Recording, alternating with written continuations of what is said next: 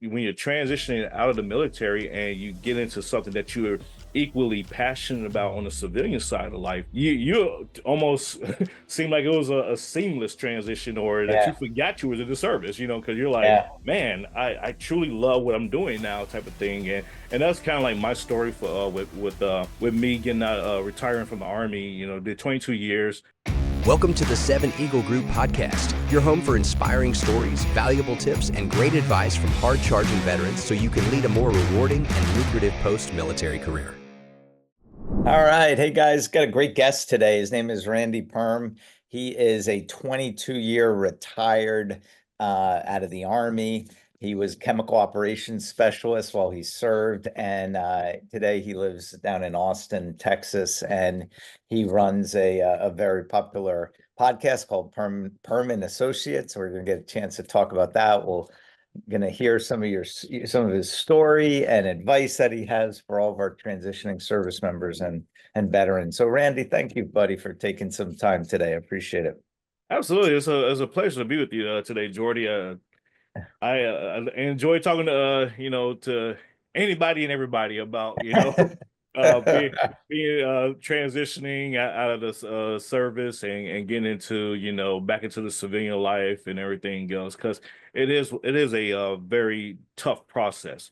Yeah, No matter how many years you could have served, one day, or you could have served 100 days or 100 years, because some people don't want yep. to Still leave it tough. because they're afraid of the unknowns on the outside. So they stay in Yeah, as long as possible and say, you know what, I'm gonna ride this out as long as I can, and then whatever I have to deal with after that, then yeah, it is what it is. But they have that security blanket that they feel. But I would tell you, Jordy, that that's not necessarily always the case. You'll find that, when you're transitioning out of the military and you get into something that you're equally passionate about on the civilian side of life, you almost seem like it was a seamless transition, or that you yeah, forgot you was in the service, because you're like, yeah. man, I truly love what I'm doing now, type of thing. And that's kind of like my story for with me getting out, retiring from the Army. Did 22 years, but I also had what we call a congruent lifestyle, because I was Hmm. also doing politics and business while I was in the military While the whole serving. entire Nice. time.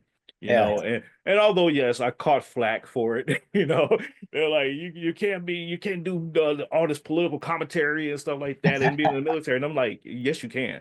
Just yeah. because you don't do it, or just because Right, it's uncomfortable, doesn't mean it's illegal or it's wrong. You right, can do it. right. And Yeah. so that's what I did for over 22 years. I've been in politics for over 25 years. I was in politics since high school. Wow. And then so getting coming when I retired in 2020, September 2020, I retired out of Naples, Italy, sent me back to Fort Hood, Texas, to finish out my retirement due to COVID. I uh I decided to well, I was already knew I was going to run for the U.S. House, but I said this is the time to pull the trigger now, while things are kind of like quiet on the global stage, because Yeah. everybody's focused on COVID. I was like, I can actually focus on a campaign and get things going. And so I did that. Ran for the U.S. House out of Alaska, because I was a resident of Alaska, although I was Huh. in Texas. So I was going back and forth, and stayed up there in Alaska for a good portion of my campaign, and things went south with that, and I'm not gonna get into that today. But I enjoyed it. I had a thrill with it, and came back down to Texas and said, okay, I'm just gonna settle here. And Yeah. I launched a political consulting firm because of my experience in politics and running the Sure. campaign and everything else. So I advise on political campaigns, not only in Texas but around the country. People will call me up, ask me for advice and everything else to get their campaigns off the ground, and go from there. I'm also involved as an elected here in Texas as well. I'm on what's called the State Republican Executive Committee, or the SREC. So we're kind of like the board of directors for the Yeah. Republican Party of Texas here, and so I do that as well. And then I have my podcast, so my podcast, I run it Mondays and Fridays. I'm with the network called the Exceptional Conservative Network, Yeah. TECNTV.com. And I mainly interview. It's politically encapsulating, but it's Mhm. I talk with mostly CEOs, authors, doctors, professionals, upper echelon professionals on the political climate of the day. It could be certain Yeah, focused topics, or it could be just about their book or their show, their movie, or what have you, or things that's going on in the political landscape. So those are the things that I do, and like I said, team no sleep. you know, yeah, I bet. I bet. You're a because busy I guy. yeah, I got my own personal life as well. So, but Yeah, it's very important to not only do what you love to do, but strike that balance of yeah, being able to play hard, work hard at the same time. And so yeah. that's what I What? do, and I encourage others to do the same thing. Yeah, that's awesome. What is it about politics that appealed to you at an early age and why you're still doing it, all these years later? Yes. So I was in my high school years. I want to say it was my sophomore year. In my government class. See, government classes, civics classes today is nothing like it was in the 90s. Nothing like it. It is like complete night and day. So back then, we were like watching movies on the civil rights movement. It's a movie called documentary series called Eyes on the Prize.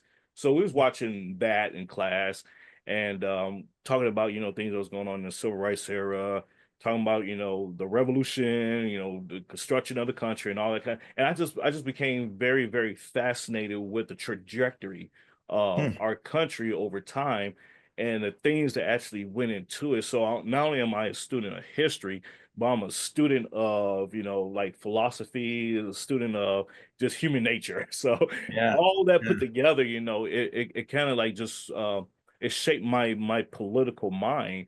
And I yeah. said, you know what, this is something I want to get into. And my history teacher, he took notice of that like right out the gate because I would like ask him questions and like write notes. I'm like, hey, here's a series of questions I got on. I know we don't have time in class right now, but when you go home tonight, answer these questions, get back to me. So we was kind of like doing that thing, and people was like, that's weird, And so, but he loved it and I loved it, and so he just called me up one day at home in the evening. He was like, hey, I'm going to present to the class a special project to get extra credit because a lot of you are failing in the class. I wasn't failing.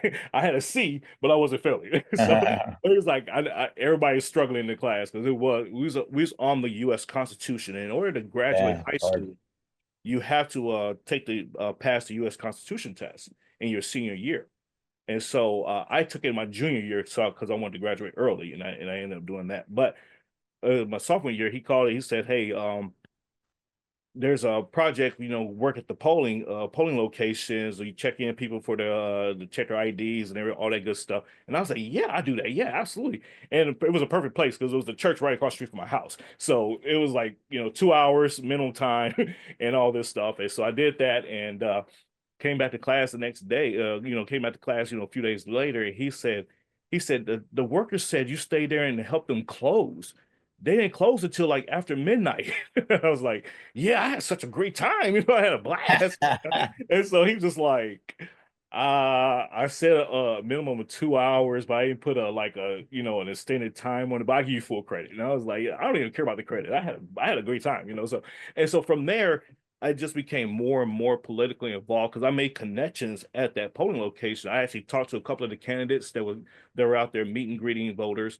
I talked to a couple of the election workers that actually worked in the county office and stuff like that. And so they saw that I was interested, and it wasn't even party affiliated at that. It was just a general interest in politics. And so just going forward from there, make a long story short, I just became very immersed in politics. And so joining the military, it just helped me, be exposed to more people that involved in politics Yeah, and everything else. And here I am today. So, that's awesome. Good for you, man. What do you for all the veterans, transitioning service members, Randy, who want to go down the political path for their mhm. career, what advice would you have for them? Where should they start? What are some of the, stuff they should be on the lookout for? Yeah, so if they want to, if they even while they're like still in the military, they can still be involved in politics. Yeah. Of course, you can't, go to political events in uniform. Everybody, that's kind of like the no brainer there, but there have been some. But the key thing is, go to these political events that you're interested in. I'm gonna keep it party neutral, and just find out who runs those organizations, and find your passion. You could be a single issue person, or you could be a multi-issue person, but you could just find out who's running those organizations, connect with those people. I will always encourage people when they are out of the military, I would encourage them to become a precinct chair. A precinct chair is your baseline entry level position of being an elected official. So a precinct chair, you have a lot of power, believe it or not. Yeah, you got a neighborhood that you're responsible for, but that neighborhood comes with a lot of responsibility. So you have to be very, very knowledgeable on the political landscape of what's going on, who the elected officials are, how to get a hold of them, all of the not all of the issues, but majority of the pressing issues and whatnot, so you can inform your neighborhood on what's going on, so they can be informed when they go to vote. So precinct chair is, I would say, the entry level position to strive to go for when you're out of the military. You can't be a precinct chair in the military, unfortunately, but when you get out, that's the first thing you want to do, and then you Yeah. just work your way up the ladder from there. You can become a county chair, work on the be elected to the SREC, or you can just run for public office altogether, and go from there. But I would encourage people to just get involved with organizations that they're passionate about, like the Yeah. NRA, or Gun Owners of America, Convention of States. I'm a member of Convention of States. I'm a regional captain here for that, here in Texas. So there's different ways of doing it. It's just a matter of what your personal passion is and what you want to. Yeah. What you want to do, and just, yeah, be a part of that process. Yep. What, do you have any plans for yourself to possibly run one day, or run again, or? Run again. That bug is trying to bite me, but I keep swatting it away.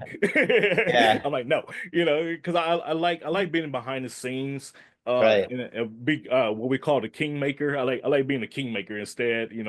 Instead of being a king, it's more flexibility. You're not having to deal with as much as the Mhm. elected, does. Although I hold two elected positions, but still, it's I guess you could say easier than, like a federal office type of thing. So I don't see myself running again, but I do love being a consultant, and talking to people about, encouraging them to run for office if it's something that they want to do.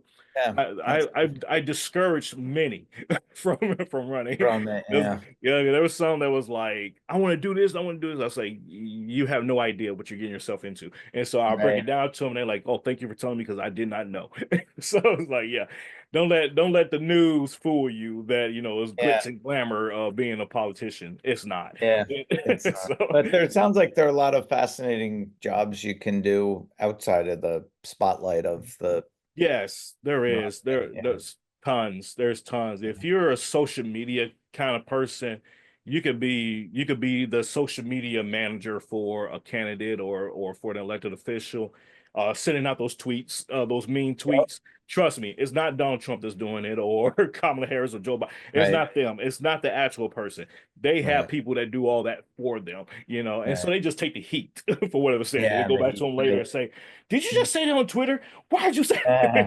But it's not them. And so you got that, job you could do. You could be a communications director, but that's what's called basically.